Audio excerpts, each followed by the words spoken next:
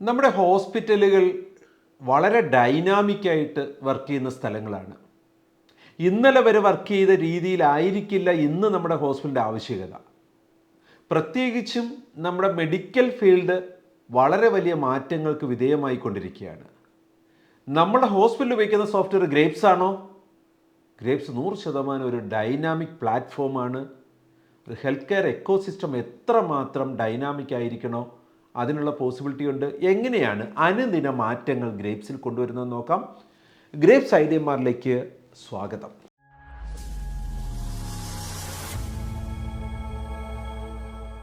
നമ്മളുടെ ഹോസ്പിറ്റലുകളുടെ ഏറ്റവും വലിയ പ്രത്യേകത അസ്ഥിരാവസ്ഥയിലുള്ള പ്രവർത്തനങ്ങളുടെ ഏകോപനം ഉള്ള ഒരു ബൃഹത്തായ സ്ഥാപനം എന്നതാണ്.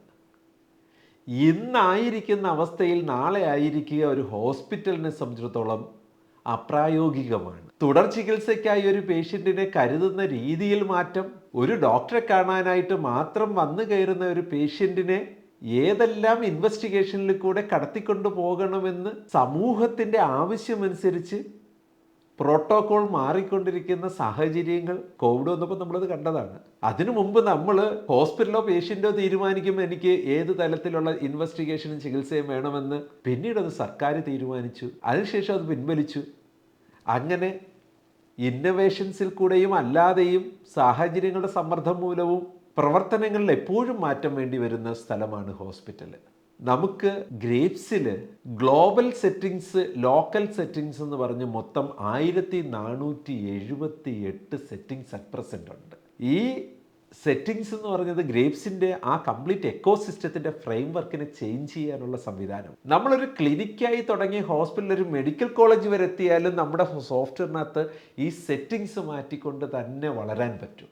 അതുകൊണ്ടാണ് ഗ്രേപ്സിൻ്റെ സോഫ്റ്റ്വെയർ മെഡിക്കൽ കോളേജിനും ക്ലിനിക്കിനും ഒറ്റ സോഫ്റ്റ്വെയർ ആണെന്ന് പറയുന്നത്. കാരണം ഈ സെറ്റിങ്സ് മാറ്റുന്നതിൽ കൂടെ നമ്മളുടെ ഹോസ്പിറ്റലിൽ ഒരു എക്സാമ്പിൾ പറയുകയാണെങ്കിൽ കൺസൾട്ടേഷനിലിരിക്കുന്ന ഓരോ കൺസൾട്ടൻറ്റിനും അവരുടെ ടോക്കൺ സിസ്റ്റത്തിൻ്റെ മെക്കാനിസം ഡിഫറൻ്റ് ആണെങ്കിൽ ആ ഡിഫറെൻറ്റ് മെക്കാനിസംസ് ഇൻഡിവിജ്വൽ ഡോക്ടറിനെ സെറ്റ് ചെയ്യുന്നതിനുള്ള സംവിധാനം ഗ്ലോബൽ സെറ്റിങ്സിൽ എനേബിൾ ചെയ്യാൻ പറ്റും. അല്ല ഈ ഹോസ്പിറ്റലിൽ എല്ലാ ഡോക്ടേഴ്സിൻ്റെയും ടോക്കൺ സിസ്റ്റം യൂണിഫോം ആയിരിക്കണമെന്നുണ്ടെങ്കിൽ അതൊരു ഗ്ലോബൽ സെറ്റിങ്സ് വഴി യൂണിഫോം ആക്കാൻ പറ്റും. മുമ്പോട്ട് പോകുമ്പോൾ each and every function dynamic customisable ആണ്.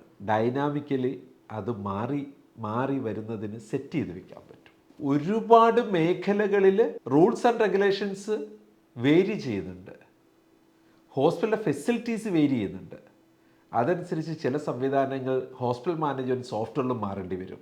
സാധാരണ സോഫ്റ്റ്വെയറുകളിലൊക്കെ എങ്ങനെയാണ്, നമ്മൾ ആ സോഫ്റ്റ്വെയർ വെണ്ടറുമായിട്ട് സംസാരിക്കും. ഞങ്ങൾ ഇലക്ട്രോണിക് മെഡിക്കൽ റെക്കോർഡ്സിൽ ഇന്നൊരു ഫീച്ചർ വേണമെന്ന് ആവശ്യപ്പെട്ട് സോഫ്റ്റ്വെയറുകാർ അത് ഇംപ്ലിമെൻ്റ് ചെയ്ത് തരും. നമുക്ക് നമ്മുടെ ഹോസ്പിറ്റലിലെ IT ഡിപ്പാർട്ട്മെൻറ്റ് ഗ്രേപ്സിൻ്റെ ഗ്ലോബൽ സെറ്റിങ്സിനെ കുറിച്ച് നല്ല രീതിയിൽ പഠിച്ചിട്ടുണ്ടെങ്കിൽ വണ്ടർഫുൾ തിങ്സ് അവിടെ നടക്കും. കാരണം വളരെ മനോഹരമായ സംവിധാനങ്ങളുണ്ട്. ആ ഗ്ലോബൽ സെറ്റിങ്സ്, ലോക്കൽ സെറ്റിങ്സ് പഠിക്കുമ്പോൾ തന്നെ ഗ്രേപ്സിൻ്റെ സ്ട്രെങ്ത് മനസ്സിലാവും. ഇന്ത്യയിൽ മറ്റൊരു സോഫ്റ്റ്വെയർ ഇല്ല, top software in health care എന്ന് പറയാൻ കഴിയും ഗ്രേപ്സിനെ. കാരണം അത്രയധികം ഇൻറ്റേർണൽ ഫങ്ഷൻസ് ഉണ്ട്. പലപ്പോഴും നമ്മുടെ ഹോസ്പിറ്റലുകളിൽ ആദ്യ സമയത്ത് സെറ്റ് ചെയ്ത ഫങ്ഷൻസ് വെച്ചിട്ടങ്ങ് വർക്ക് ചെയ്യുക. അപ്പോൾ ഏതെങ്കിലും ഒരു ഡോക്ടറോ നേഴ്സോ ഒക്കെ വന്ന് നമ്മുടെ IT-യിൽ ചോദിക്കുകയാണ് ഇങ്ങനൊരു ഫീച്ചർ ഉണ്ടോ, നമ്മളെടുത്ത് നോക്കുക, ആ ഒരു ഫീച്ചർ ഇല്ല കേട്ടോ. പക്ഷെ അത് എനേബിൾ ചെയ്യാനായിട്ടൊരു സെറ്റിങ്സ് ഉണ്ടാകുക.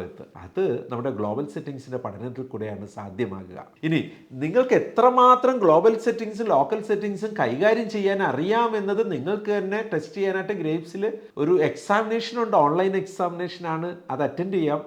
അതിൽ നിങ്ങൾ 70% മേളിൽ സ്കോർ ചെയ്യുന്നുണ്ടെങ്കിൽ നിങ്ങളെ ഹെൽത്ത് കെയർ ഡിജിറ്റലൈസേഷൻ എക്സ്പെർട്ട് എന്ന് പറയുന്ന സർട്ടിഫിക്കേഷൻ ഗ്രേപ്സിൽ നിന്ന് കിട്ടും. നിങ്ങൾ അത്രമാത്രം ഡിജിറ്റലൈസേഷനിൽ ഇൻവോൾവ് ആണ് എന്നതാണ് സർട്ടിഫൈ ചെയ്യപ്പെടുന്നത്. അതവിടെ നിൽക്കട്ടെ, നമ്മുടെ ഹോസ്പിറ്റലിൻ്റെ മാനേജ്മെൻറ്റും ഡോക്ടർമാരും നഴ്സുമാരും പാരാമെഡിക്കൽ സ്റ്റാഫും ഒക്കെ പലപ്പോഴും ആവശ്യപ്പെടുന്ന കാര്യങ്ങൾ ഗ്രേപ്സിലുണ്ട്. അതുകൊണ്ടാണ് ഗ്രേപ്സിൻ്റെ ഡെമോ കാണുമ്പോൾ ഒരു ഹോസ്പിറ്റൽ 100% ബാക്കി എല്ലാ ഡെമോ കണ്ട സോഫ്റ്റ്വെയർ ഉപയോഗിച്ചുകൊണ്ട് ഗ്രേപ്സിലേക്ക് വരുന്നത്. എന്നിട്ട് ഈ ഗ്രേപ്സ് ഇൻസ്റ്റാൾ ചെയ്ത് കഴിഞ്ഞ് അവിടുത്തെ IT അതിൻ്റെ ചാർജ് ഏറ്റെടുത്തതിന് ശേഷം നമ്മൾ അവിടുത്തെ പ്രിൻ്ററുകൾ നന്നാക്കാനും നെറ്റ്വർക്ക് നന്നാക്കാനും മാത്രമാണ് ശ്രദ്ധിക്കുന്നതെങ്കിൽ ആ ഹോസ്പിറ്റലിന് ഗ്രേപ്സിൻ്റെ ബെനിഫിറ്റ് കിട്ടാതെ ഒരു 20-25% നിങ്ങൾ ബെനിഫിറ്റ് എടുക്കുന്നത്. 50% മേളിൽ ബെനിഫിറ്റ് എടുക്കുകയാണെങ്കിൽ നിങ്ങളുടെ ഹോസ്പിറ്റൽ ക്വാളിറ്റി ഇമ്പ്രൂവ്മെൻറ്റ് ഉറപ്പുവരുത്താൻ നമുക്ക് പറ്റും. അതിന് പഠനം ആവശ്യമാണ്. തീർച്ചയായിട്ടും ഇന്ന് ഏറ്റവും മനോഹരമായൊരു ഹോസ്പിറ്റൽ ഓടിക്കാനുള്ള എല്ലാ സംവിധാനവും ഗ്രേപ്സ് ഉണ്ട്. ഓർക്കണേ, ഗ്ലോബൽ സെറ്റിങ്സിൽ കയറുന്നതിന് ഒരു OTP ആവശ്യമാണ്. ആ OTP വാങ്ങി അതിനകത്തേക്ക് കയറിയിട്ട് മാറ്റം വരുത്തരുത്. പഠിക്കുക. ഡിസ്ക്രിപ്ഷൻസ് ഉണ്ട്, ഇൻ്റർപ്രിട്ടേഷൻസ് ഉണ്ട്. ഓരോ സെറ്റിങ്സും എന്ത് മാറ്റമാണ് നമ്മുടെ ഹോസ്പിറ്റലിൽ വരുത്തി തരുന്നതെന്ന് അത് പഠിക്കാം. അഥവാ നിങ്ങൾ മാറ്റി എന്ത് മാറ്റമാണ് വരുത്തിയത് എന്ന് നിങ്ങൾ മറന്നുപോയാൽ അതിൻ്റെ ലോഗുണ്ട്. ആ ലോഗ് നോക്കി ആ മാറ്റത്തെ റിവേഴ്സ് ചെയ്യാനായിട്ട് പറ്റും. അപ്പോൾ തീർച്ചയായിട്ടും നമുക്ക് ഗ്രേപ്സിൻ്റെ ഈ മഹത്തരമായ എക്കോസിസ്റ്റം പഠിച്ച് ഉപയോഗിക്കാനായിട്ട് ശ്രമിക്കാം. Thank you.